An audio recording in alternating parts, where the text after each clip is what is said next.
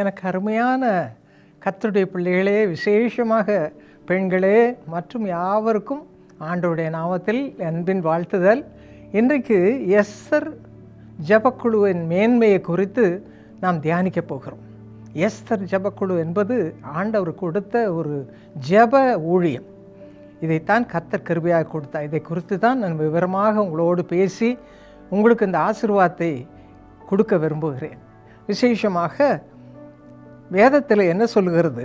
சகரியா 4ஆம் அதிகாரம் 10ஆம் வசனத்தில், அற்பமான ஆரம்பத்தின் நாளை யார் அசட்டை பண்ணலாம்? ஆரம்பத்தில் இந்த காரியத்தை ஆண்டவர் சொன்ன பொழுது எனக்கு ஆச்சரியமாக இருந்தது. வேத புஸ்தகத்தில் பாருங்கள், இதற்கு ஆதாரமாக எஸ்தர் என்ற புஸ்தகம் வேத புஸ்தகத்தில் இருக்கிறது எல்லாருக்கும் தெரியும்னு நினைக்கிறேன். அந்த புஸ்தகத்தில் எஸ்தர் ராஜாத்தி, ஒரு யூத ஸ்திரீ, ஆண்டவருடைய கிருபையினால் ராஜாத்தியாகும் பாக்கியம் பெற்றாள். ரொம்ப ஆச்சரியம். அதை படித்து பாருங்கள். அந்த ராஜாத்தி யூத ஸ்திரீ. ஆகவே அங்கே ஒரு மனுஷன் தான், ஆமான் என்ற பெயர் உள்ள மனுஷன். அவனுக்கு இந்த யூதர்களை கண்டாலே பிடிக்காது, ஒரு குறிப்பிட்ட காரணத்தை நிமித்தம். ஆகவே இந்த யூதர்களை அவன் நினைத்தான், இந்த ராஜாத்தி யூத ஸ்திரீன்னு தெரியாது அவனுக்கு. அதனால் நினைத்தான், இந்த கூட்டத்தார் எல்லாரையும் அழைச்சிடணும். இந்த மனுஷன் இப்படி எனக்கு தொந்தரவு கொடுக்குறான், என்னை மதிக்கலையே, அந்த ஜனத்தையே அழிச்சிடணும் என்று ராஜாவின் இடத்துல போய் ரொம்ப அழகாக நட்பு வைத்திருந்ததுனால அழகாக பேசி ஒரு நாளை குறிப்பிட்டான். அந்த நாளிலே எங்கெல்லாம் யூதர் அந்த ராஜாங்கத்தில் இருக்கிறாங்களோ அத்தனை பேரையும் கொலை செய்து விட வேண்டும் என்ற ஒரு திட்டமும் தீர்மானமும் ராஜாவினாலேயே உண்டாக்கப்பட்டதாக அவனுடைய கையெழுத்திலேயே பிறப்பித்து வெளிப்படுத்தினான். அப்பொழுது அந்த மொர்தெகாய் என்ற மனிதன், அதாவது எஸ்தர் ராஜாத்தின் உறவினன், அவன் தான் இந்த ராணியாகும் பாக்கியத்திற்கு காரணமாக இருந்தவன். அவன் சொல்கிறான், இந்த மாதிரி யூதர்களெல்லாம் அழிவு வருது, இந்த மாதிரி ஆமான் செய்ய போகிறான். அப்போ என்ன செய்யறது? நீ தான் ஏதாவது செய்யணும். நான் என்ன செய்யட்டும்? ராஜா கூப்பிட்டா தான் நான் போக முடியும். என்ன செய்யன்னு தெரியல. அவள் என்ன செய்தால் தெரியுமா? தேவ சமூகத்தில் காத்திருந்தாள். 3 நாள் இரவும் பகலும் ஜெபம் பண்ணினாள். ஆண்டவருடைய சந்நிதியில் கதறினாள். தன்னுடைய தோழிகளோடு 3 நாள் சாப்பிடாமல் கதறினாள். எனக்கு அருமையானவளே, உங்களுக்கு இது ஒரு நல்ல உதாரணம். இன்றைக்கி குடும்பத்தில் எவ்வளோ கஷ்டம், எவ்வளோ துன்பம், பாடுபடுகிறோம், என்ன செய்யன்னு தெரியாமல் தயக்கிறோம், இது எப்படி ஆகுமோ என்றெல்லாம் பயப்படுகிறோம். எஸ்தர் செய்தது போல் உபவாசம் பண்ணுங்க. உபவாசம்னா என்ன? சும்மா நாங்கள் சாப்பிடாம இருக்கிறேன்னு சொல்லிட்டு வேலை செய்துக்கிட்டு எல்லாத்தையும் செய்துட்டு இருக்கக்கூடாது. உபவாசம்னா ஜெபம், கர்த்தருடைய சமூகத்தில் காத்திருக்கணும். நானும் அந்த அனுபவத்தை நான் பெற்றுக்கொண்டேன். நான் ஒரு நாளெல்லாம் காலையில் 9லேருந்து சாயங்காலம் 6 மணி வரை காத்திருந்தேன். அப்படி காத்திருந்தாள். 3 நாள் இரவும் பகலும். எஸ்தருக்கு பெரிய ஆசீர்வாதம் கிடைத்தது. அந்த ஜனங்கள் அழிக்கப்பட்டதற்கு பதிலாக அந்த எதிர்த்து அழிவுக்கு கொண்டு போக நினைத்த அந்த மனுஷன் ஆமான் குடும்பத்தோடு அழிந்து போனான். இது ஒரு சுருக்கம். இப்படித்தான் எஸ்தர் ஜெபக்குழு ஆரம்பிக்கப்பட்டது. அதாவது அவளுக்கு எந்த பிரச்சனை அந்த பிரச்சனைக்காக அவள் பிரார்த்தனை பண்ணினாலோ அதே போல் பெண்களாக சேர்ந்து ஜெபிக்கிறது. இது எப்பொழுது நடந்தது என்று தெரியுமா? என்னுடைய வாழ்க்கையில் ஒரு கஷ்டமான காலம் வந்தது, கண்ணீர் விடும் காலம் வந்தது. என்னுடைய அன்பு மகள், ஒரே மகள், 17 வயதில் கார் விபத்தில் மரித்து போனாள். துக்கம் தொண்டை அடைத்தது, என்ன செய்வென்று தெரியவில்லை. அப்பொழுது தான் இந்த எஸ்தர் ஜெபக்குழுவை பற்றி ஆண்டவர் சொல்லி, நீ ஜெபம் பண்ண என்றார். அப்படியே நாங்கள் 1986ஆம் வருஷம் 88ஆம் வருஷம் ஆண்டவர் என்னோடு பேசினார். இது ஒரு பெரிய கதை, நான் சுருக்கமாக சொல்லுகிறேன். ஆண்டவர் என்னோடு தெளிவாய் பேசினார். பெண்களுக்காக நீ ஜெபம் பண்ண, அவருடைய கஷ்டங்களுக்காக ஜெபம் பண்ண ஒரு குழுவை ஏற்படுத்து, எஸ்தர் ஜெபக்குழு அதுதான் என்று சொன்னார். நான் சுருக்கமாக சொல்லுகிறேன். இந்த எஸ்தர் ஜெபக்குழு ஆரம்பிக்கப்பட்டது. முதல்ல ஆரம்பத்தில் யாருமே வரல, ஜெபம்னா வரமாட்டாங்க. 4 பேர் 5 பேர் 10 பேர் வந்தால் பெரிய காரியம். அப்படித்தான் ஆரம்பித்தோம். கொஞ்சம் அங்கங்கே ஜெபிக்க ஆரம்பித்தாங்க. கர்த்தர் எனக்கு 20 குறிப்பை கொடுத்தார். பெண்களுக்காக பாரத்தோடு ஜெபிக்க ஒவ்வொரு மாதமும் நான் ஜெபத்தில் காத்திருக்கும் பொழுது பரிசுத்த ஆவியானவர் எனக்கு வெளிப்படுத்தினார். அதை நான் பிரிண்ட் பண்ணி எல்லாருக்கும் அனுப்புவேன். அதை வைத்து ஜெபம் பண்ணுவாங்க.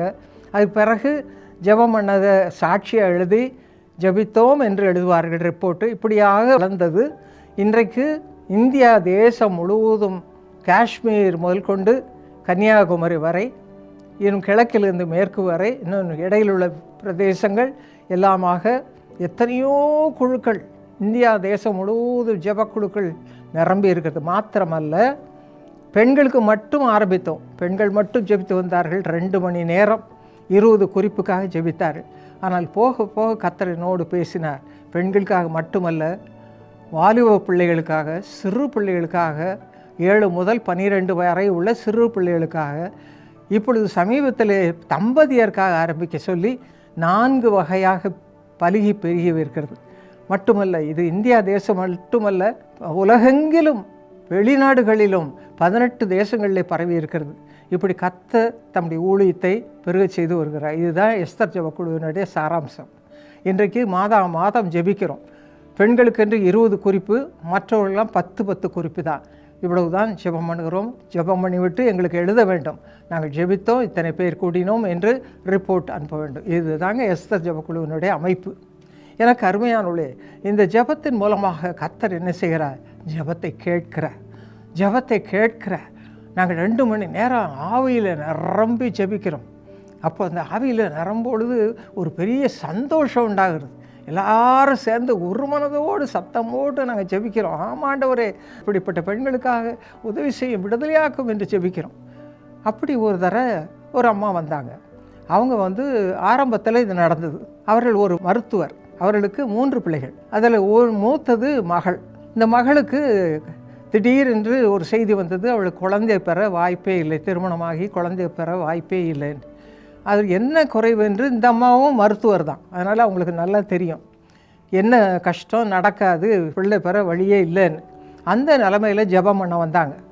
பாருங்கள், ஆண்டவராக நடத்தினது என்பதற்கு அடையாளமாக அன்றைக்கு அவர்களுக்கு கொடுக்கப்பட்ட, நாங்கள் அப்பப்போ ப்ரேயர் பாயிண்ட்ஸை எல்லோரும் கொடுப்போம் வருவங்களுக்கு, அதை வச்சு ஜெபம் பண்ணுவாங்க 3 நிமிஷம். அப்போ அந்த அம்மா ஜெபம் வந்தாங்கன்னா அந்த குறிப்பு கொடுக்கப்பட்டது, குழந்தையற்றவர்களுக்காக ஜெபம் பண்ண சொல்லி. பாருங்கள், பிள்ளை இல்லைன்னு வேதனையோடு வராங்க. ஐயோ, மகளுக்கு பிறகு வழியே இல்லையே என்று சொல்லி அவர்களுக்கு நல்லா தெரியும். வேதனையோடு வந்த அவர்களுக்கு இந்த குறிப்பு கொடுக்கப்பட்ட பொழுது உள்ளத்தில் ஒரு போராட்டம் இருந்தாலும் ஆவியில் அனலுள்ளவர்களாய் அப்படிப்பட்ட மக்களுக்காக, குழந்தை இல்லாத சகோதரிகளுக்காக வாரத்தோடு ஜெபிக்க ஆரம்பித்தாங்க. கண்ணீரை ஊற்றி ஜெபித்தார். எல்லோரும் சேர்ந்து ஜெபித்தோம். ஜெபம் முடிந்தது, வீட்டுக்கு போனாங்க. வெகு சில நாட்களில் மகள்கிட்ட கடிதம் வந்தது, நான் கர்ப்பவதியாக இருக்கிறேன். ஹல்லேலூயா! நம்முடைய ஆண்டவர் எவ்வளவு நல்லவர், ஜெபத்தை கேட்கிறவர். பார்த்தீங்களா? நீங்கள் ஏன் கவலைப்படுறீங்க? இதே காரியத்தை உங்களுக்கும் செய்வார். இன்றைக்கு யாரெல்லாம் குழந்தை இல்லைன்னு கண்ணீரோடு இருக்கிறீங்களோ, இந்த ஜெபக்குழுவில் சேர்ந்து ஜெபம் பண்ணுங்க. கர்த்தர் உங்களுடைய பிள்ளைகளுடைய கர்ப்பத்தை ஆசீர்வதிப்பார். எனக்கு அருமையானவளே, இப்படி தான் ஜெபம் கேட்கப்படுகிறது. எனக்கு அருமையானவளே, கர்த்தர் என் இருளை வெளிச்சமாக்குகிறவர். சங்கீதம் 18:28 வாசிக்கிறோம். அதன்படி பாருங்கள், தேவரீர் என் விளக்கை ஏற்றுவீர், தேவனாய் கர்த்தர் என் இருளை வெளிச்சமாக்கு. இதுதான் ப்ராமிஸ் ஆஃப் காட். ஆண்டோடைய வார்த்தை சொல்லுது. இதை வச்சு தான் நான் ஜெபம் பண்ணோம். அந்த அம்மா அன்றைக்கி வார்த்தையை வச்சு தான் ஜெபம் பண்ணாங்க. அந்த மருத்துவர் இந்த மாதிரி வார்த்தையை வச்சு, என் விளக்கை ஏற்றுவீர், கர்த்தர் என் இருளை வெளிச்சமாக்குவீர், என் மகளுடைய கர்ப்பத்தை இருளை வெளிச்சமாக்கும் என்று ஜெபம் பண்ணாங்க. கர்த்தர் கேட்டார். அதான் எஸ்தர் ஜெபக்குழுவுடைய ஆசீர்வாதம். இன்றைக்கும் நாங்கள் ஜெபிக்கிறோம். 88 நடத்தினோம். இப்போ பாருங்கள், 2026 38 வருஷம் முடிஞ்சிருக்கு. இப்போ நாங்கள் 39ஆவது வருஷத்துக்குள்ளே போகிற இந்த நாளில் தான் நான் உங்களோட பேசி கொண்டிருக்கிறேன். எனக்கு அருமையான தேவனுடைய பிள்ளைகளை, கர்த்தரை நம்புங்க, கர்த்தரிடத்தில் வேண்டிக் கொள்ளுங்க, கர்த்தரிடத்தில் இதயத்தை ஊற்றுங்க. இதாங்க ஜெபம், இதான் ஜெபம். யோவான் 1:9 சொல்லுகிறது, உலகத்தில் எந்த மனுஷனையும் பிரகாசிப்பிக்கிற ஒளியே மெய்யான ஒளி. அதுதான் இயேசு கிறிஸ்து. அவர் இருளை வெளிச்சமாக்குகிறவர். இருடாக இருக்குது, பலவித இருள், அது எல்லாவற்றிலும் ஆண்டவர் வெளிச்சத்தை கொடுத்து நம்ம இப்படி உயிர்ப்பிக்கிறார்.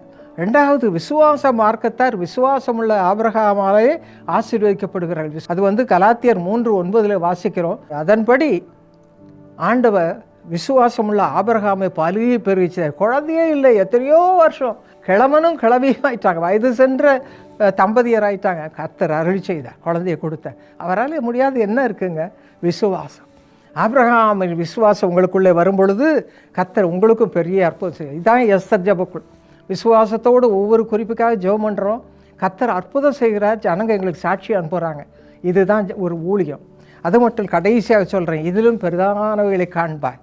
ஒரு மனுஷன் வந்து நத்தானுவேல் என்ற மனுஷன் சீஷர்களோடு வந்து ஆண்டோடைய காரியங்களை பார்த்துட்டு ஆண்டோர் சொன்ன வார்த்தைகளை கேட்டு எவ்வளவு ஆச்சரியமாக இருக்கே என்று சொல்லும் பொழுது ஆண்டவர் இதிலும் பெரிதானவைகளை காண்பாய் மகனே என்று அவனை யோவான் சுவிசேஷம் 1ஆம் அதிகாரம் 50ஆம் வசனத்தின்படி கொடுத்து அவனை ஆசீர்வதித்தார்.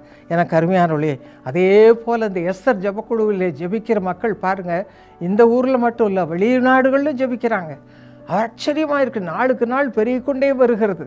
அதுவும் இல்லாமல் கர்த்தருடைய வசனம் தியானித்து அவருடைய வாழ்க்கையில் ஆசீர்வாதம் பெருகி கொண்டு வருகிறது. அதனால் என்ன ஆகுது, ஒவ்வொருவரும் ஆவியில் நிரம்புறாங்க, பரிசுத்தாவிக்குள்ளாக நிரம்புறாங்க.